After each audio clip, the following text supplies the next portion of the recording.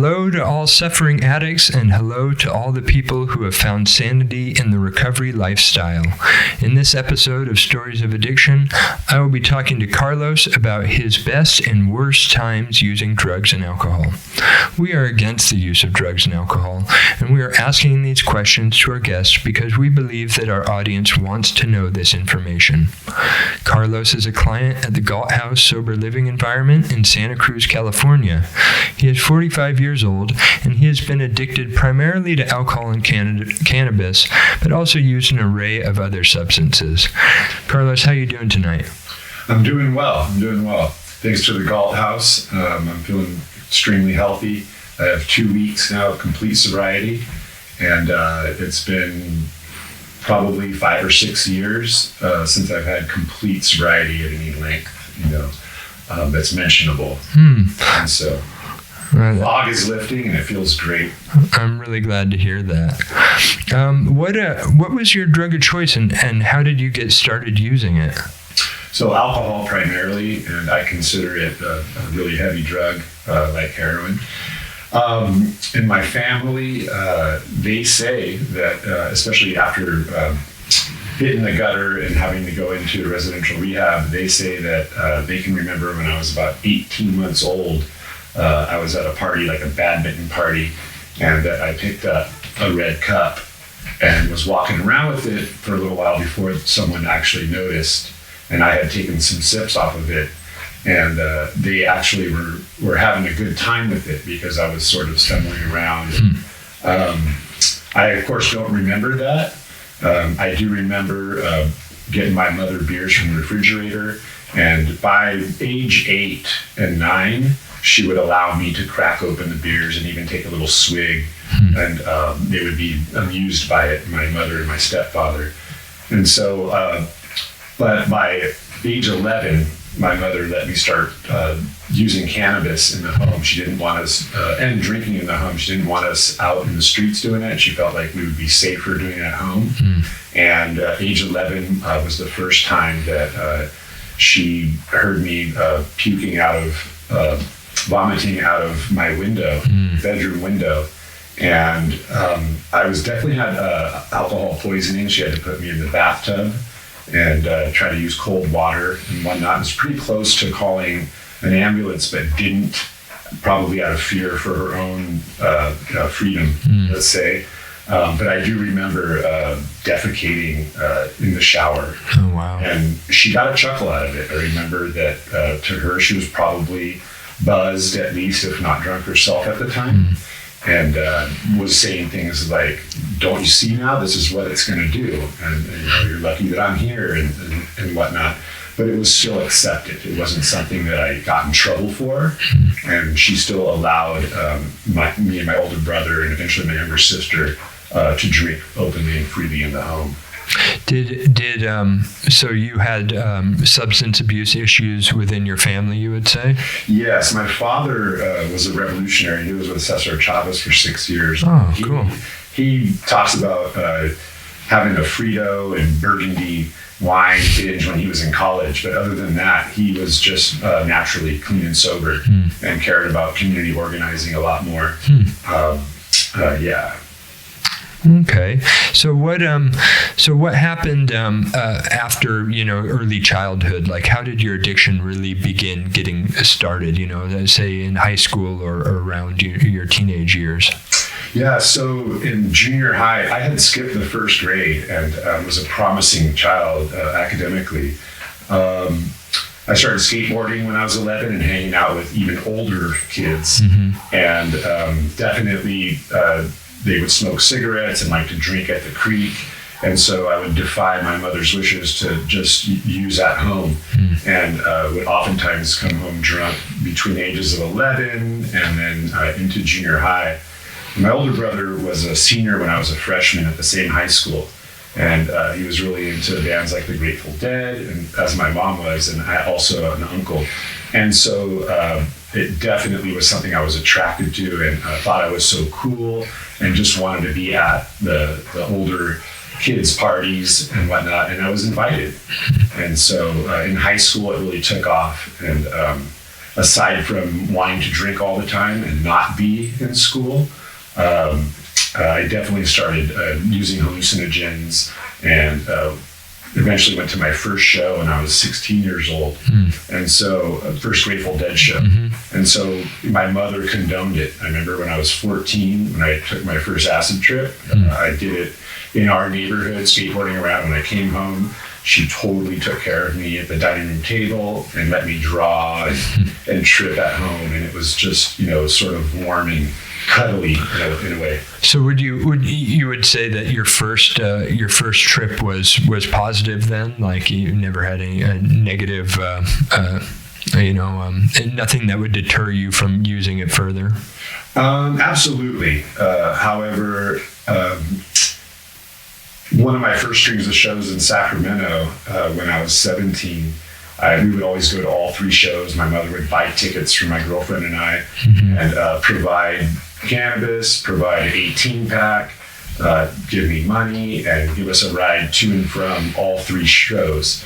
And there was one point where by the last show, it was so hot in Sacramento, I had been tripping on hallucinogens the whole time, doing lots of nitrous oxide, drinking, smoking lots of cannabis, and I ended up being John Doe LSD number 3 because I went away from our circle of friends to use the bathroom. I was feeling a little nauseous. I'd eaten 5 hits of acid and a bunch of mushrooms. It was the 3rd day in a string of shows, and so I was dehydrated, and I walked out trying to get through the hallways at the Calisto, the amphitheater, and tried to get to the bathroom, and I remember some kids coming up knowing that I was sort of out of my mind and needed assistance, and they had curly fries and a big drink, and they were like, "Hey bro, you want a drink?" And I tried to get it, but I knocked it out of their hands, and I passed out, and I woke up on a Red Cross mat, and I didn't know my name, and I couldn't tell them who I was until so nearing the end of the show, I still hadn't come to. So they had to put me in an ambulance, and ended up at the hospital, John Doe LSD number 3, until it wore off. And I said, "I'm Carlos Olguin, and here's my number, 916-331-4154. And because they had me strapped, but I had wiggled out of it and taken the little monitors out. And they called my family, and the next thing you know, my older brother came right in, and then they let me leave with him. He said, "That's my little brother, I'm taking him home." There were no charges pressed, and I went home. My mother let me sleep it off. There were no repercussions for my family, and so even that didn't jar my, it was like, oh, that happens, because they didn't consider it a bad trip. And you used psychedelics after that experience? Oh, absolutely. I was actually into selling it, distributing it at my high school. My older brother and I were known for it. We were smart kids. They could never actually catch us, but pretty much the whole high school knew it, and we were sort of infamous for it to this day. It's really interesting. So yeah, after that, I really plunged deep later on in life. And what and so were you maintaining, like, what was your progression like in were you not attending class in lieu of getting intoxicated with your friends, or what did you graduate high school? No, I didn't, and it definitely absolutely progressed. I had some friends that lived right around the corner from the high school. That one of my buddies was German.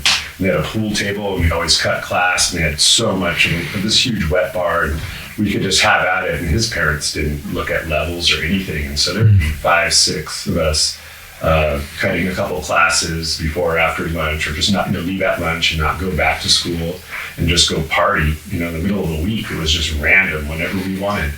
And so it definitely progressed. I did not graduate from high school. I went to continuation, took the high school proficiency exam, and for me, skipping the first grade, being gifted and talented and whatnot, I had showed a lot of academic promise, but it never really came to fruition until later on in life through recovery. So I'm curious, up until while it was still, before the consequences really caught up with you, what was your best experience using drugs? Well, it's hard to pinpoint one best experience, but I would say it was definitely at a Grateful Dead show at Oakland Coliseum. And at that point, I was 18 years old and was, linked up with the family, you could say, in Berkeley, and would hang out on Telegraph, distributing a lot of LSD and a lot of mushrooms and a lot of cannabis. And I went to a show, and the high was just so great. The show was so great. The audience was so great. And I felt like I'd come out of my shell and that I was a grown up and that I was a part of this huge family. And for a long time, it meant more to me than my actual family. And so at a Grateful Dead show, I definitely had one of my best experiences where there wasn't any type of negative, feeling from it, negative after effects. The come down wasn't hard or heavy. And though I had, been drinking alcoholically, intermittently throughout the years since I was, 11 to 18 or 19, I remember not being hungover. I remember, I dosed hard and drank quite a bit, but I always looked up to my older brother and his friends, and it just seemed like there were no repercussions at that point. How many Dead shows did you go to? From 91 until Jerry Garcia died, trying to kick heroin. Probably, I never went on tour, although I had been invited. Was quite the homeboy, you could say, and also I had skateboarded since I was 11. Probably at least 20. Wow. Including a lot of Jerry Garcia, not including, but also a lot of Jerry Garcia band shows. Garcia and Grisman, which is sort of the acoustic end of things. And so I probably went to 20 some odd Jerry shows as well. So probably 40 some shows. Did you see Fish or anything, adjacent kind of jam band sort of things? Absolutely. My older brother had friends from the East Coast in his early 20s. And his name is Javier, and I was considered Little Jav for a long time. And I definitely got drugged to a lot of Fish shows. And I really still love the band. And I know what Trey has been through with opioids in particular. But yes, I went to quite a few Fish shows, a lot less than Jerry affiliated shows, but probably like 10 or so. Right on. So, when did things really begin to take a turn for the worse around your substance abuse and dependency? Well, it's an interesting question. A lot of my friends looked up to me because of my sociability. I was a good networker, and so I could make people a lot of money, and I got my share of it. Eventually, my alcoholism in my early 20s, 20 and on, I wasn't a good drug dealer anymore. I would miss deals, I would lose packages, they could not depend on me anymore. And eventually, through that, I thought that I had made them plenty of money and that they needed to take care of me.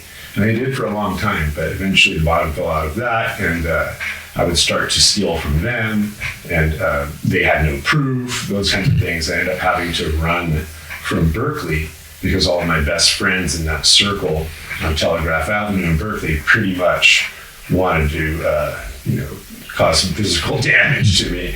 And so I ran, with my tail between my legs to Sacramento. And that's when things really, really got bad because I was trying to numb out the pain of losing some of my best high school friends that I had turned on to the Grateful Dead. But they weren't such big alcoholics like myself. Some of them may have been. One of my best friends wasn't. And, now he's like a huge broker in the business and did really well with it, you could say, financially.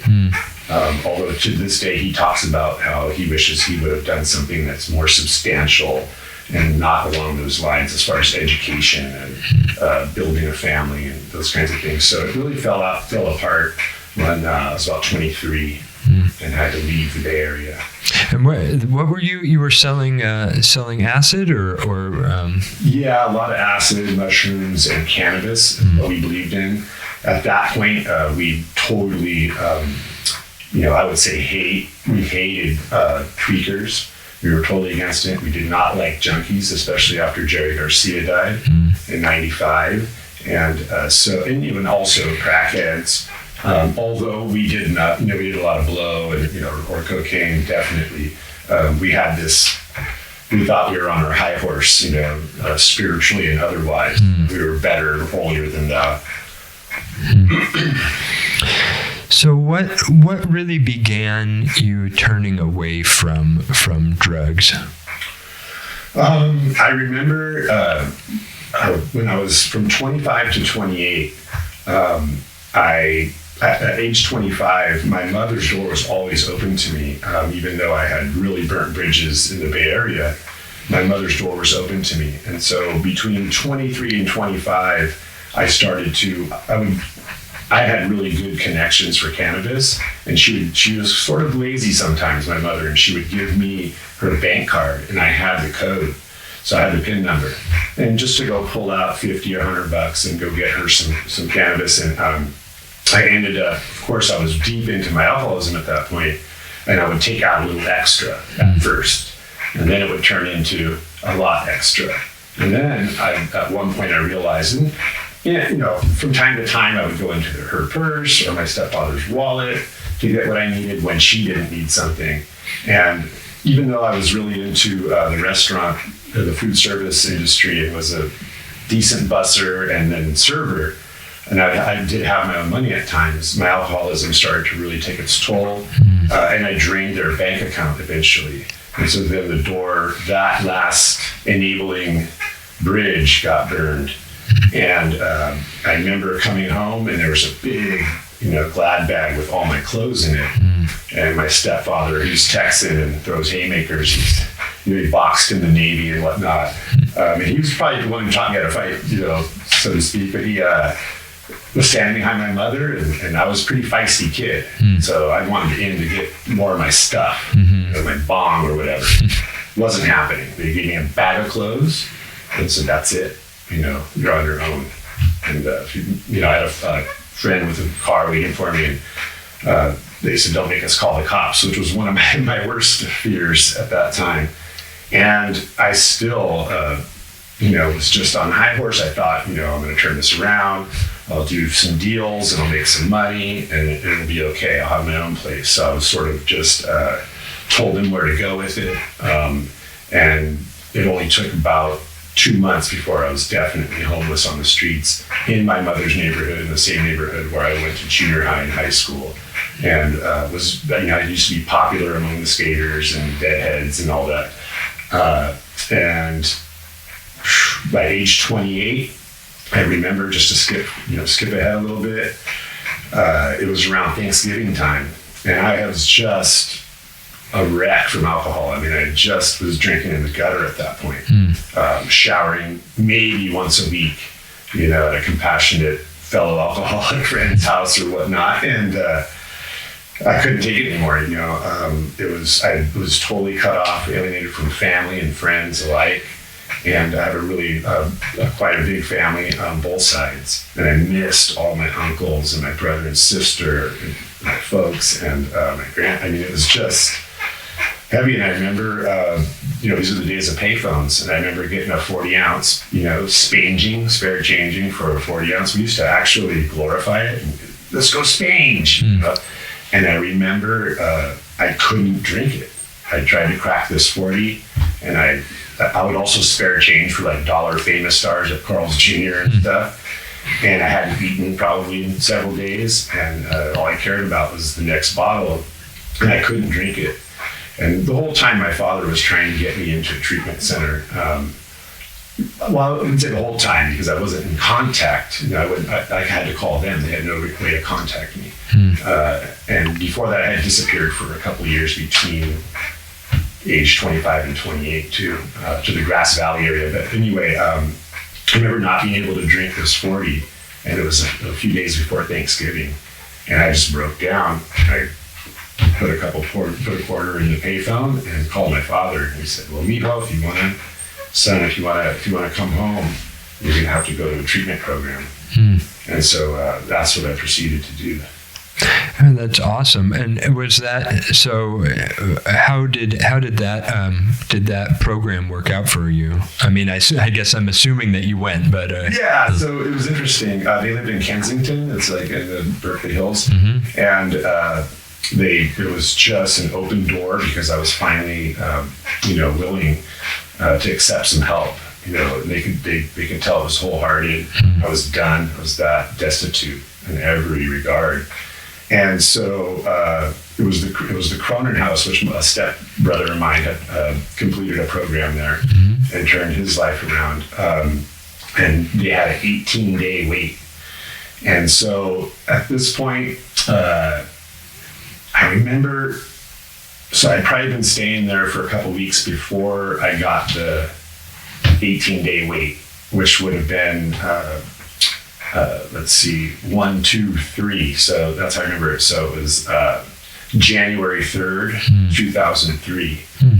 But we have New Year's Eve right before that. And there were some UC Berkeley students that they were grad students too, and they lived behind my folks. And they had a big New Year's Eve party. And so I remember having, a couple weeks just because I was locked in their house. And I remember sneaking over to that party, and they had no idea what was going on because my folks, my stepmother especially, she was sort of embarrassed by it. So I was able to go down there and I'd party with them all night. They didn't know where I'd gone, and at 2-something in the morning, I'm stumbling up the stairs, and they weren't surprised, and they knew I was going into the Cronin House, and I still wanted to. And so on the 3rd, I went in. And that's when it's introduced to the 12 steps and a lot of psychotherapy and group sessions and things. And that was a really good experience because since I was 11 years old, I hadn't gone a few days, barely a week without being on something. So, and what happened afterwards? And I'm apparently, because I know that you had been drinking recently before you arrived to the Gault House, so I'm very curious what your relapse kind of the pathway to relapse was, and if you have a particularly difficult experience in there, I'd be interested to hear it. Yeah, that's a great question. So I completed 46 days at the Cronin House. Was on a pink cloud, as we say. I felt so good, and I knew that I was going to be successful. I knew that I was going to do some great things. And I was able to be a pillar in my treatment center. It was really an awesome experience. And so I went into an SLE. It's Horizon South. I went through there, yeah. So Cronin House is Horizon North, so definitely a brother-sister program, if you will. And that was a great experience. I remember one of the house managers went out on crack while I was there for 3 weeks, and we were all surprised because he was just seemed so together and everything. That didn't have any bearing on me. I had already gotten a sponsor. We would take vans from the house and go to these huge meetings in Los Gatos, at St. Luke's. It was like over 100 people and all this. And I was 28 at the time, and I had this beautiful girlfriend that had a year clean and sober, and at the time only had a little over 90 days. So they were, even though I was older, they kind of shunned her, but not much because I was older, that I was a newcomer, and she was 13th stepping me. So she, it was great, and I stayed clean and sober for almost 2 years before I let cannabis slip back in. It was out of celebration anyway. I had a job at Whole Foods. I was going to West Valley College. I had never had a unit of college before that. And it's all because of working steps. And the cannabis eventually, I let my guard down. I was doing great, making money. I had a nice studio apartment. I've been playing percussion, hand drums since I was about 18 through the Grateful Dead scene, and I had started to study Afro-Latin percussion in Berkeley before that. So I was playing in bands all of a sudden, or with a singer-songwriter in downtown Campbell at Tannen's Wine Bar. And I didn't want any wine. I still would not drink. It was just cannabis. But eventually, I remember I held on to this thing where I haven't drank for 3 years. And I wouldn't really talk about with certain family folks that, but I'm taking bong hits every day. And like I said, eventually I drank after about 3 years. And I had a wonderful girlfriend. We were talking about marriage and things like that. And things got really bad really quick. I mean, it was just exponential, and I didn't see it coming. I went to jail. I busted up our apartment. I never hit her or hurt her physically, but I definitely, vandalism and criminal destruction of property. And I had been to jail for DUI in the past, and in my early 20s, and drunk in Publix, a whole slew of those. And so I had this fear of jail. I never did more than 18 days, but in my life. And so I don't consider myself a hardened criminal or glorify it at all. But it was real scary, and I was oftentimes calling in sick to work. I worked at both Whole Foods, an area at that time, like Campbell and Cupertino.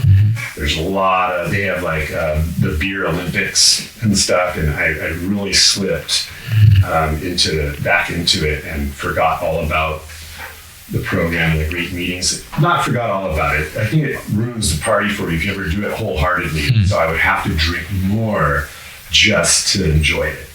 And so, I'm not sure if I answered the question. No, I absolutely did. So did you make any further attempts at recovery at that stage, or a little bit later? Like, how long did that kind of lapse period last, and then did you give it another shot? Absolutely. Things got desperate very quickly. I was fortunate enough that my girlfriend at the time, we ended up staying together for about 6 years, and she would really help me out, financially, so I wouldn't actually be homeless. So I consider that now enabling in a way. I did. I would come back for a year. Things would get great, and as I was saying before, I usually have relapsed in celebration, or when things get good, not because things are bad. And that's letting your guard down, being complacent. And so I had, a year, and then I'd go out for a year, and then I'd have a year and go out for a year.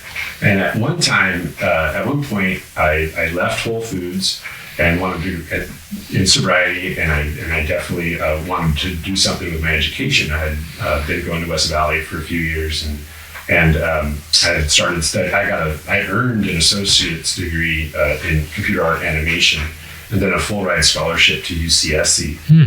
And I remember that my girlfriend and I that were planning on getting married, she did not want to have children of her own.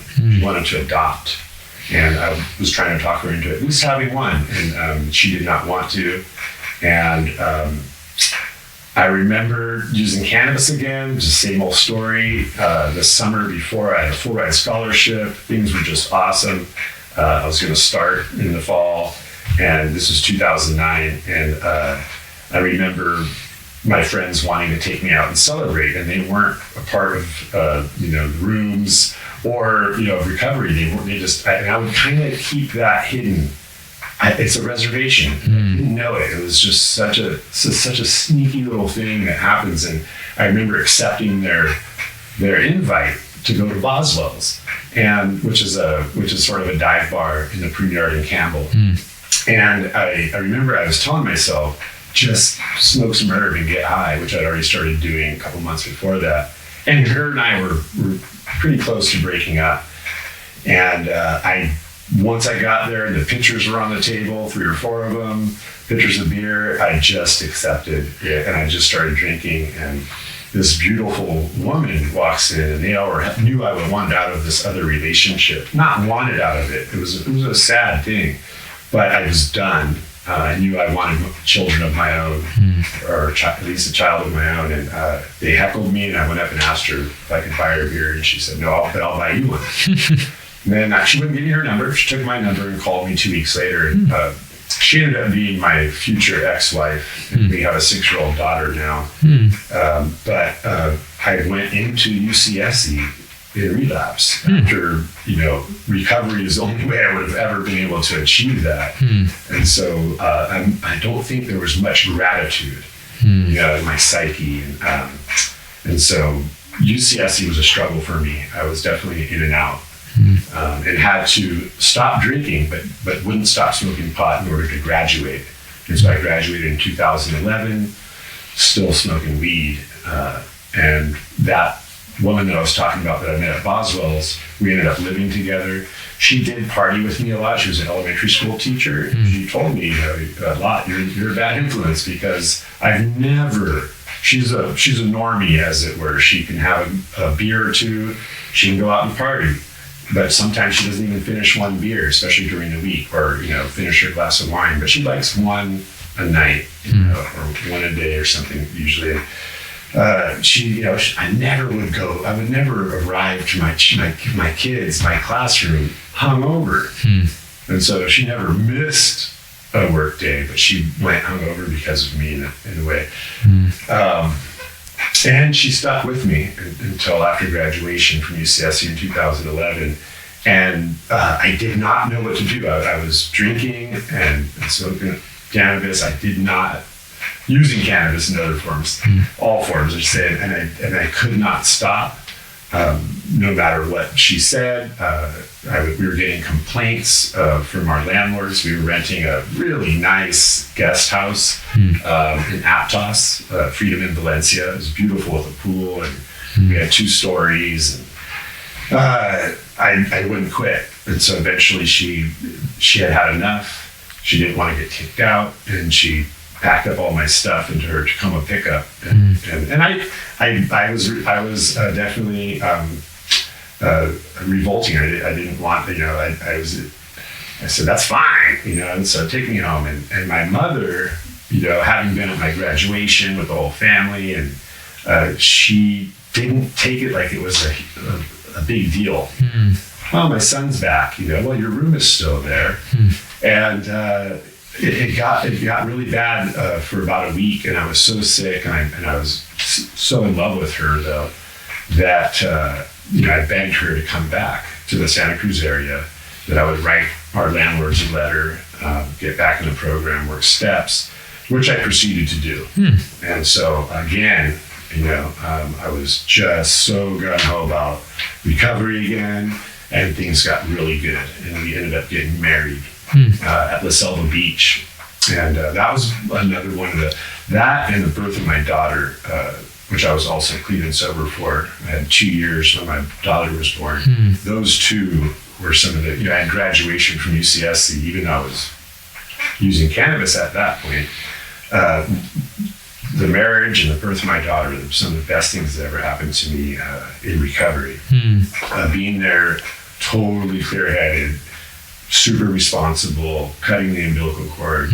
We did not want to know the sex, so of course she wanted a girl really bad, but the doctor, who was a female, she showed me, and I was able to hand our daughter Indigo to my wife, and say it's a girl. And that, I don't know if you can beat that.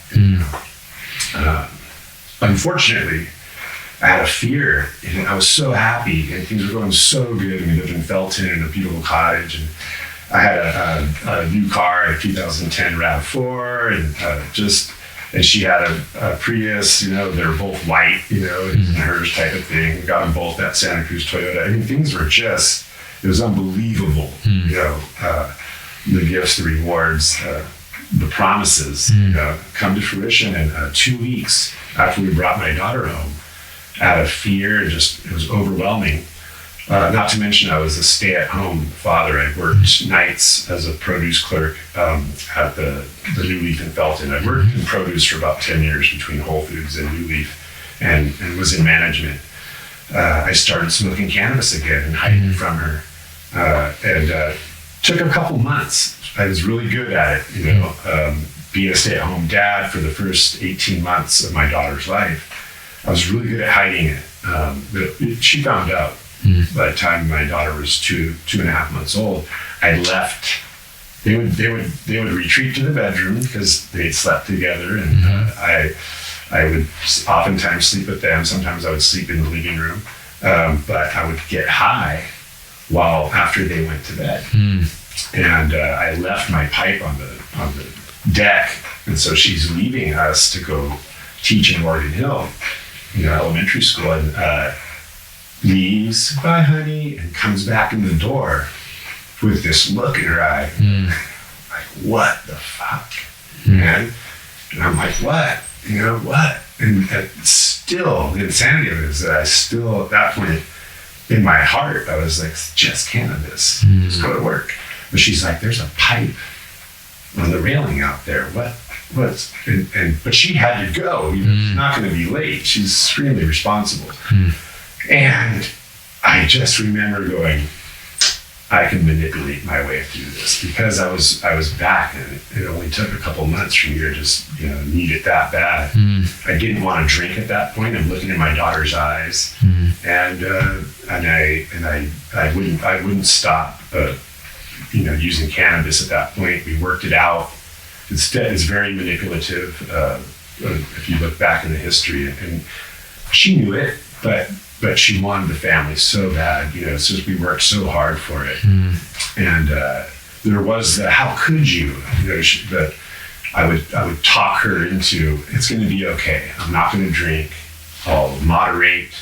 And that definitely didn't happen. The drinking came into it, back into the picture, I should say. And by the time my daughter was 18 months old, she had to leave. Her mother came down from Crescent City, Nana, who I had an awesome relationship with back then. And her and my daughter moved to Boulder Creek from Felton, not far away. And she still wanted to work it out. She knew she needed to do something to snap me out of it. And it worked. I remember when Nana came and they were packing up all their stuff, and I remember just begging her not to leave. I'll go back into the program. I'll fix it. Unfortunately, there was pounds of cannabis in her little storage and money that she's like, "What's this?" She didn't really complain when the money would be in the bank account. See, here comes some of that manipulation, right? I'm sure. Put it on her or something or whatever. But she's not stupid, and they moved to Boulder Creek, and I remember when it was the night before they were going to really move. I was begging her. I was on my hands and knees, just please, go back. And I remember, and I was definitely drunk and high. And I remember getting in my car, and I remember her and Nana going, "Carlos, are you crazy? Don't get behind the wheel. What are you doing? It's not going to help you. This is ridiculous." And I got behind the wheel. All I did was drive out and around. We kind of had a roundabout that's a real windy, mountain road in Felton. And I came back around and pulled in the driveway. But that whole time, I remember just shrieking. It's not screaming. It's like the bad lieutenant. Ooh, and I just let it all out. And it was was probably one of the worst experiences of my life. And it did. And in my heart, I was like, if I just let it out and shriek, God's going to know that I'm meaning business, But it didn't help. She needed to take my daughter away from me because I was quite insane. I had broken our wedding. We had a really nice framed pic photo from our wedding on the wall. During one of the fights a week prior to them leaving, I had taken it off the wall and smashed it because she wanted me to get sober. And the frame was a wedding gift from one of her high school friends. I mean, it was just tragic to her. And I remember her saying, "Why me? Why? And how did I marry and have a child with someone who's so insane and so crazy? And that's probably one of the worst experiences of my life. Wow, yeah, that's really rough. It's interesting hearing your story, how much the kind of relationship between the cannabis and alcohol, and how, I think it's fairly common, and it certainly was for me, although my drugs of choice were different. But I would think I could use usually cannabis, and then and just be able to moderate that, I didn't really have a problem with this. And then it would always lead back to the drug of choice. And it seems like that's the case with you, It's the guilt and the shame and having to numb it out. And it's now having 2 weeks again, it's unbelievable. I do not have a problem, writing about the notion of insanity in my recovery, doing step work. When I look at it now, with a clearer head, clearer mind, I know that I can't dwell on that shame and guilt. We have to turn that energy into energy that's not only going to help me, but if I don't help others, it just won't make sense. Does your ex-wife have a conception? I don't know if she's done any Al-Anon or anything like that, but understand sort of the nature of the disease. You know what I mean? I'm certain she's grateful you are where you are today. But like, did she through that experience, and really, what happened next? Like, how, what brought you to the Gault House? So, they lived in Boulder Creek until my daughter was on the cusp of 4 years old, maybe 3.5. And I was in and out. And pretty much cannabis, like we're discussing here, always brought me back to alcohol. Things would get good for 6 months. I'd be clean and sober. I would secretary meetings at the Ben Lomond Fellowship. To answer your question, actually, she, at one point, until there was a whole slew, the revolving door of relapse, and then she realized that this is never, we're not never, but she had to divorce me because she didn't want to. She had to because I always slipped back. And she said, what if you have 3 years ago, then you start drinking again? It's the same thing over and over again. But she, at one point, she liked going to meetings, with me. And then what she didn't like was the holier than thou spiritual high horse that a lot of people in recovery would be on. And she didn't like going to meetings anymore. She would criticize and things like that. And when I was clean and sober, I would sort of be offended by that. She did really love a lot of my friends that were in recovery. She just didn't like going to the meetings. I tried to get her to read the first 164 pages of the big book of AA. And the same thing, she'd get to the whys, and just a lot of it she felt was critical, or that the idea that an alcoholic addict is like a cancer patient, and would you shun a cancer patient? She didn't like that type of rhetoric. She didn't grasp that type of compassion, and I can't blame her. I don't blame her for that. But she never read the full 164 pages. She did, to my knowledge, if she's being honest with me, she never went to Al-Anon. And Nana and her do like to get a little bit tipsy. Nana's probably an alcoholic, when they drink wine. My ex-wife drinks wine and beer. And I know that during the holidays, because I've been there with them, that Nana gets pretty tight. And so there's, and I had probably put that in her face at times. And so, but the revolving door relapse, and even that I did that commitment, but I started smoking pot about 2 weeks before I was done with the 6-month commitment. And I had to apologize after coming back. I went out, but for the last 2 weeks of that commitment, I was smoking pot. And then, a year later, when I got back in, because I drank again, that time, and I came back, I had to apologize to the fellowship, which they really appreciated me standing up and letting them know. So that they could be, I wanted them to be weary, and I needed it to be more structured. I needed a sponsor that was really going to, work with me steadfastly and make sure I'm doing my step work, that it's sinking in this time, so to speak. And my daughter's 6 years old now, and it's just been in and out. And the last 3 years have been the hardest. She just got sick and tired of, I actually gained her confidence enough to where my daughter was old enough to go to daycare, and it's expensive. So maybe for financial reasons, but also just being hopeful, I would get to do 2 days of daddy daycare at their place in Boulder Creek. And I blew that too. I started using cannabis again.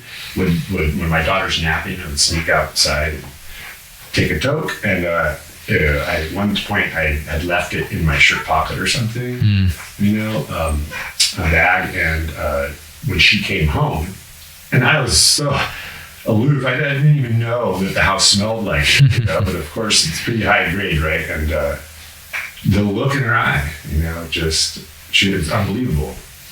That was it. She said, that's it.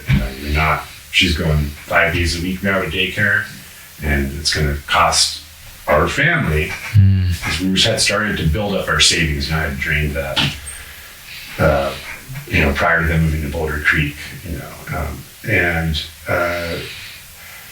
I would show promise, and we would all go out to pizza together a couple times a week. I would get to come over and visit. But I couldn't be alone with her. And after the divorce, what happened was some of the things that I said, she didn't divorce me right away through all this. She wanted me to, do the deal in a way and just be really, set an example. But I didn't. And I got a knock on the door at one point while my daughter was napping, and it was the sheriff. You've been served. While I was still doing the daddy daycare thing. Because there was there was 2 weeks after she came home and smelled cannabis that she still had to have me there 2 days a week, for a couple weeks. And that's when I got served the divorce papers. I was really trying to quit. I wasn't drinking, and I was going to meetings. So it didn't crush me, the divorce thing. And part of it is just my own, my own ego, being so egocentric that and I was in love with her. This is my daughter, and I just wanted the family back. But I was like, I can find another girlfriend. But what's a girlfriend compared to the love of your life and the mother of your child? So that's insanity as well. Eventually, she had to move to Humboldt. I eventually started drinking again. I could not provide the $500 a month that we had agreed to. We never went to court. It was an amicable divorce, so to speak. That's what we call it. Sort of sugarcoat it. In so many ways, it wasn't amicable. But I agreed that I didn't want to go to court, and she offered joint custody, but she wanted full physical custody, and I have legal custody. That means she gets to decide if I visit, who Indigo lives with. I have the right to know what type of education she's getting and who's taking care of her, things like that. But I don't have a say over visitation or anything. So they moved to Humboldt, and that was crushing, the separation issues that I went through. And I tried to get sober. Of course, never totally let go of the cannabis. I would go help growers, trimming and whatnot, and distributing, and fell back into that easy money kind of lifestyle, and it's just a party. And for the last couple years, I've been doing that. I have 6 months. Last year, I had 8 months without drinking, but I grew my own and started seeing another woman who's not alcoholic. She doesn't really drink or smoke pot or smoke cigarettes or anything. She's a really good influence in my life. It's my friend Allison, who actually helped me out recently financially in order to come here. And so she stayed by my side the last 3.5 years have just been nuts. I got a DUI, almost wrecked her car. Fortunately, I didn't, but I blew a .29. That was 2 years ago. At this point, my ex-wife loves our daughter so much and knows how much my daughter loves me, and she knows that I love my daughter. If no matter what happened or what has happened coming up to now, when I let her know what I was doing and where I am, she said, "Okay, we'll resume Zoom." Resume Zoom meetings. And the last time I saw my daughter was her birthday, June 9th. She turned 6, and I went up to Arcata, and we had a good COVID-19 type of social distancing birthday party, just me, my daughter, and my ex-wife, which was tough. My daughters used to be on my shoulders, but we had a great time. And but after that, I remember leaving our little get-together, and Allison had actually given me a ride up there, and we got a hotel. And they've never met before, by the way, although Allison's met my mother and my sister in Sacramento, my younger sister. I left that gather, the birthday celebration, my daughter's 6th birthday, and I went right to the store, and got some ales, and then we went to the brewery. So Allison kind of has enabled in a way, but I don't consider it that. I consider it, I'm very manipulative. And I know that Allison loves me. I love her. However, that's not love. Manipulating someone into thinking it's going to be okay, I'll get help, but I'm shaking and I'm going to need a couple of pints at least. And she knows that just starts it off. And the trip home was hell. It's like we're pulling over every hour so I can smoke cigarettes and get more beer. We're never going to get home. And so then she's gonna let me have a 6-pack in the car. So now we're breaking the law, and you can smoke your stuff, cigarettes and cannabis in the car. I just want to get back to Santa Cruz with you. And so I put her through the ringer, especially the last couple of years. We've gotten kicked out of a couple of places. And, my ex-wife knows that when the money stops and the wholehearted letters, and that I'm back out. And so, right now, like I said, we would normally Zoom once a week. After her birthday, that stopped for a couple months. COVID and evacuation. I was living with Allison in Boulder Creek. We were evacuated.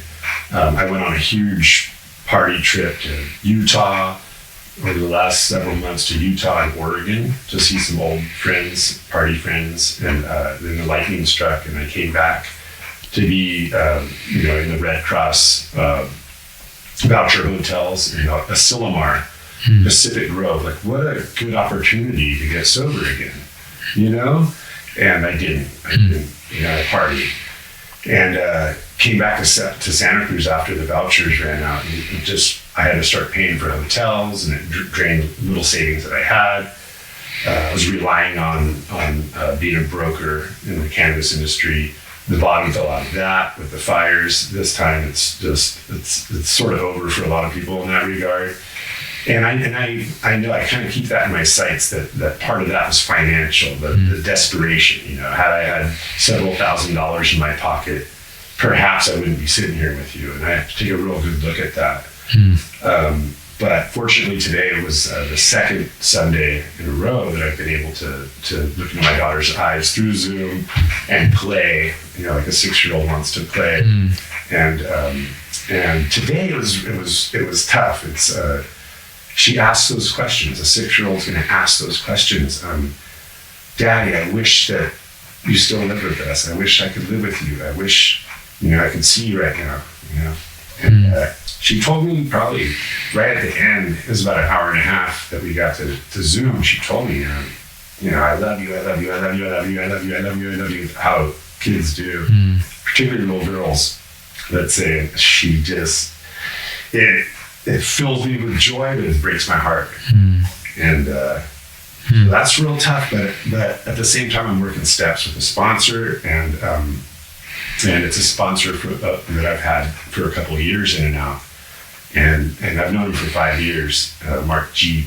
And he's just a wonderful guy that working the steps let me talk to my daughter in that regard and not be full of shame and guilt because there's steps in the right direction. And, we did the whole Zoom hug and blowing kisses at each other. But also 6-year-olds are funny because I'm still saying goodbye. Okay, and I'll we'll do this again next night. Click. It's cute, but it hits you real hard. And so at this point, I just, I've never worked past step 9, and I've really come to terms with that. And I write about it, and I share about it. I always get to step 9, make amends. Promises are fulfilled, life is great, and then I celebrate the wrong way. And I know that if I take 10, 11, and 12, which needs to be a lifelong, process, you could say, that it's not going to stick. And so that's my goal this time, is to really keep 10, 11. I do like meditation, I like to say, but I don't think I've done it quality. And I don't think my level of faith and spirituality has been quality, whether it's seeking attention from women or even musician friends of mine that I hold up on a pedestal, even though they're out there partying. I really need to knuckle down and start to reach out to others, go to meetings and look for people that need help and give it back. Because without it, I would just, none of those things, my daughter, a degree from UCSC in fine art. And it's not that I haven't helped people by being there. And it's all, I've been the hand, but not wholeheartedly. I've never been the person that's a sponsor where someone could really call me, where they could really count on me on the long term. And so that's my goal now. And of course, it's really tough to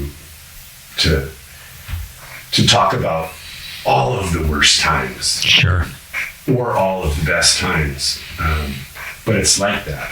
We're using it just, and I realized too. I try to tell myself, "Oh, but you're not in the gutter this time." Well, I would be if it weren't for people like Allison. And it's not enabling; it's love. And I need to really be grateful for it and not just take it for granted. Not tell myself that it's not, that this isn't, that I didn't just go through the worst bottom that I've ever been in, because I did reach that bottom.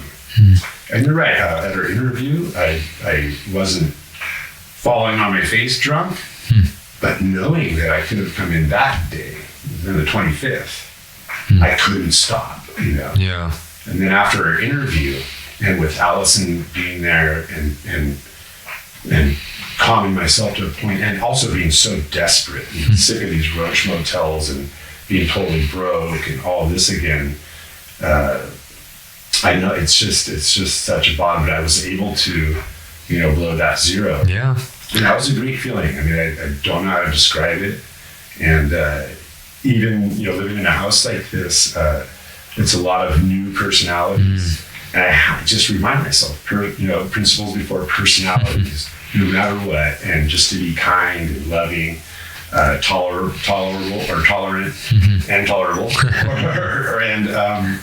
and realize, what's important, and that what's important is that I need to get to a point where I can really be a productive member of society, support my daughter. Riley will not allow me. I could move up to they live in Arcata now, and I can, and my ex-wife is a Montessori teacher, and my daughter is getting a Montessori education, kindergarten, now first grade. She has a Spanish teacher. It's really interesting. And I love alternative education as opposed to public school, although, public school, it did a lot for me, but, and I don't think it's bad. But she wants, I've tried to move up there and work on a farm, and now I'm in McKinleyville, and I'm, only 10 minutes away from you guys. And ex-wife is like, No, you're not permanently. Don't tell her daughter that. Like, you're not going to be allowed to see her, so I don't want you telling her that. And I don't know how my ex-wife is able to explain that to Indigo. That's my daughter's name. But I'm sure she's so good at it. And if it wasn't for her, my daughter would know that I'm alcoholic. My daughter would have probably seen some of the worst sides of me, and she hasn't. She's never even seen me smoke a cigarette or smoke cannabis or use cannabis. And I owe that to my ex-wife. So she wants, somewhere in 5 years of a real strong, evidence. And we know that. I mean, you can live amends. And she definitely is saying no until that happens. And so that's kind of hard to swallow. 5 years. It's, well, my daughter will be 11. So a lot of people, including my sponsor, are telling me, dude, that's not what it is. Don't put a time frame on it. Do what you need to do. Be there, be responsible, be in recovery, help others, and get your act together. Yeah, I would say, just like the program says, just one day at a time, and focus right now on the moment, and you're doing the right thing in focusing on your recovery and getting yourself well again, and then you'll be able to, just from your story, it sounds like you have a lot of people around you who care about you, who want to see you do well. And I think, you talk about enabling, and for the folks in our lives who are not themselves, in addiction, I think they just do whatever they can to try and, they want to do something, and they don't know whether what they're doing is going to be helpful or going to be harmful, and it can go either way. And like you said, the manipulation that we pull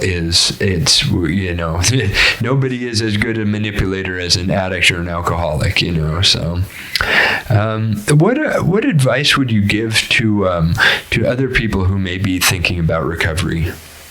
Wow.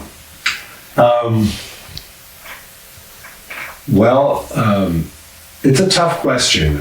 We all have different personalities and qualities about us, and I wouldn't want to tell somebody that everything is going to be great, but the promises show up. Like it says, sometimes quickly, sometimes slowly.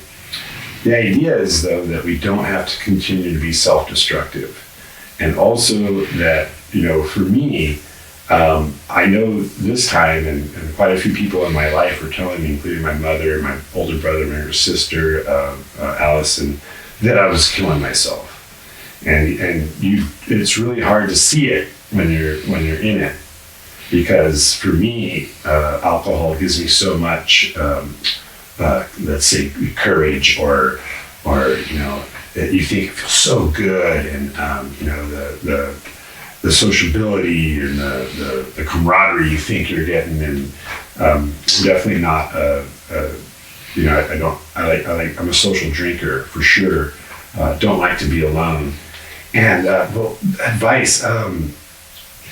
If you're reaching that bottom and you're killing yourself, like I have been, it feels so good to surrender and take some advice, and then it works that you don't have to stay out there. Although, 2 weeks ago, it was so hard, even though I've been in and so many great things have happened through recovery, it was so hard to really see it. But I knew it in my heart. And so it's real. The steps work. So many wonders in people's lives, but life's going to show up. So my advice is, don't expect, things to get better right away. For me, it took, a couple of years each time for things to start, for it to get really good. And so I would say go into it wholeheartedly as if it is the most important thing. Yes, I have a beautiful daughter. Yes, I have a degree from UCSC. Those are awesome things. But that I'm alive. The idea that I'm alive right now is what's most important, because what else is there? And I've come so close to losing my life, being out there drinking and using. It's unbelievable to me once I get a little bit of recovery. Once I'm back in, it's just unbelievable. I would say there's nothing like waking up in the morning and knowing that you don't have to drink or use, knowing that you're in a safe place, knowing that not only do I not have to die because of my alcoholism, but that I get to help other people not die. Because when it's over, it's over. I don't think, we all want a next, and perhaps, there's eternity on the other side. But there's no next this. There's no next this phase of existence. And, if you want to make the most of it, and you're an addict, alcoholic, get into some form of recovery. I know that the 12 steps of AA isn't the only way. I know that a lot of programs are based off of it, like NA. And I know that there are other programs, but they're all spiritually based.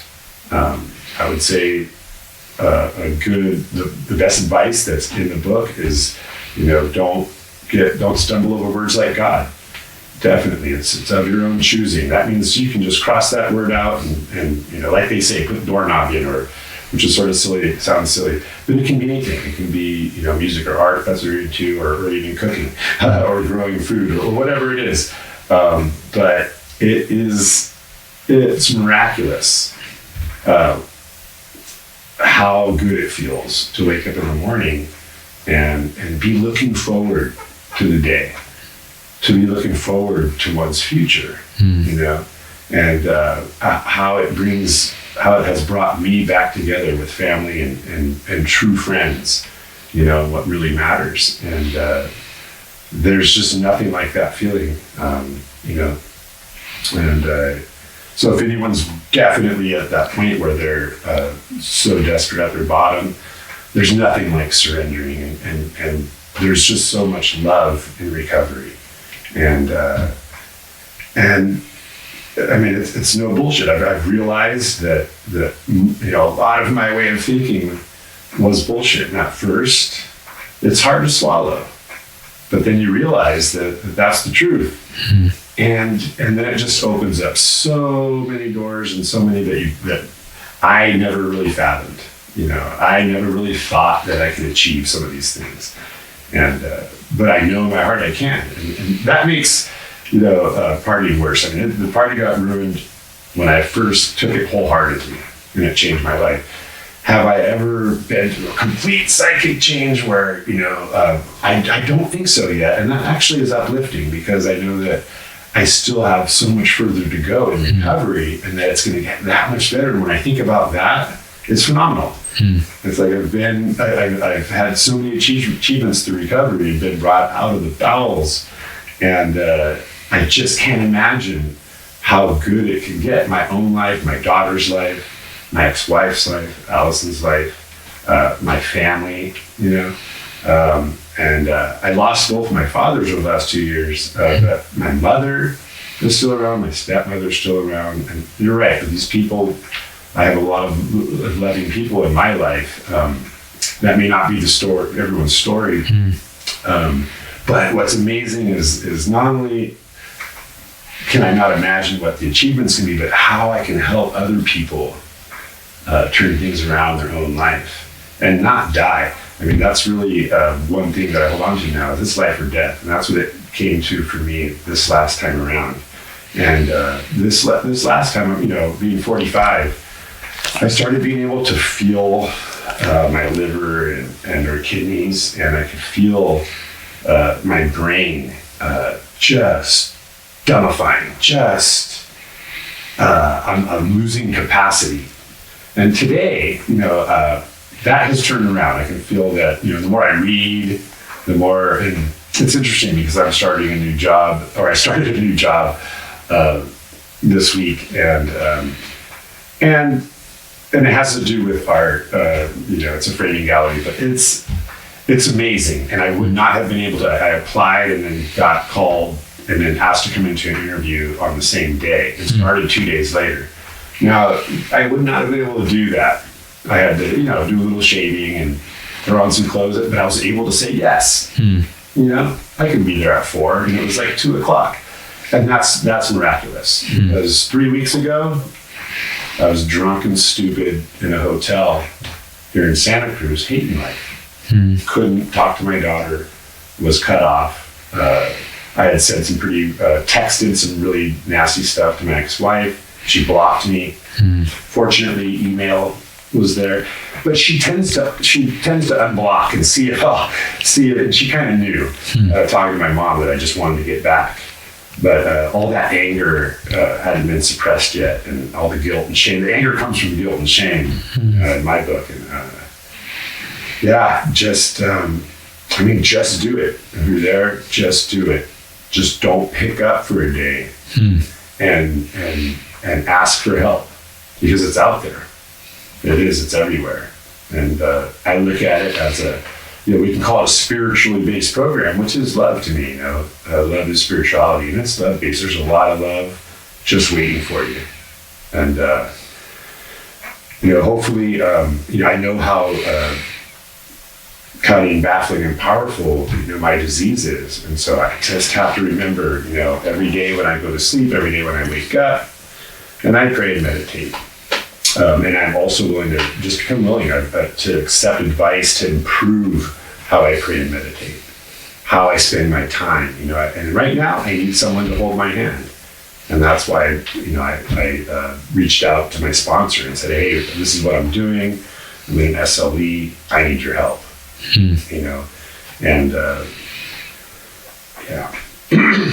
Well, that's excellent, man. That sounds like some really solid advice. And I just want to say how much I appreciate you joining us on the Stories of Addiction podcast tonight. Likewise. And to all our listeners, we wish you to stay sober and be happy. Keep coming back. Stay. Right on. Thanks a lot, man. I really appreciate that.